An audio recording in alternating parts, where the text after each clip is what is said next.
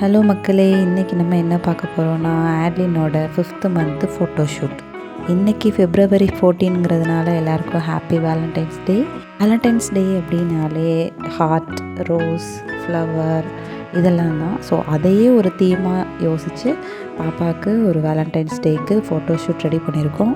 So first background ready பண்ணுறதுக்கு white colour cloth எடுத்துக்கிட்டோம். ஏன் ஒயிட்னாக்கா அப்போ தான் ஃப்ளவர்ஸோடு அது வந்து கான்ட்ராஸ்ட் ஆகி நல்லா ப்ரைட்டாக தெரியும். ஸோ நீங்களே பார்ப்பீங்க, பிங்க்கு, எல்லோ, ஒயிட்டுன்னு பாப்பாவும் நல்லா ப்ரைட்டாக தெரியுறாங்க.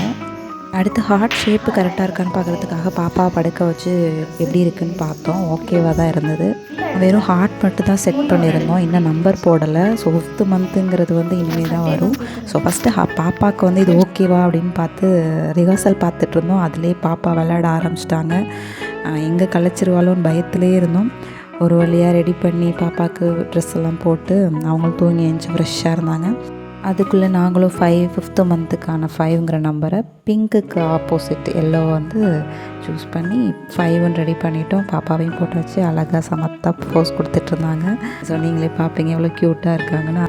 February மந்த்துனாலே வேலண்டைன்ஸ் டே தான். ஸோ இந்த மந்தில் நீங்கள் எந்த ஃபோட்டோஷூட் எடுக்கிறதா இருந்தாலும் இந்த தீமோடு நீங்கள் கொலாபரேட் பண்ணிங்கனாக்க இது வந்து உங்களுக்கு எப்போதும் மெமரபுளாக இருக்கும்.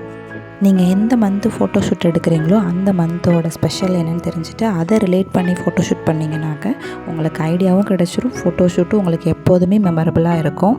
ஸோ ஆட்லினோட ஃபஸ்ட்டு வேலண்டைன்ஸ் டே இப்படி தான் போச்சு. நாங்கள் இப்படி தான் செலிப்ரேட் பண்ணோம்.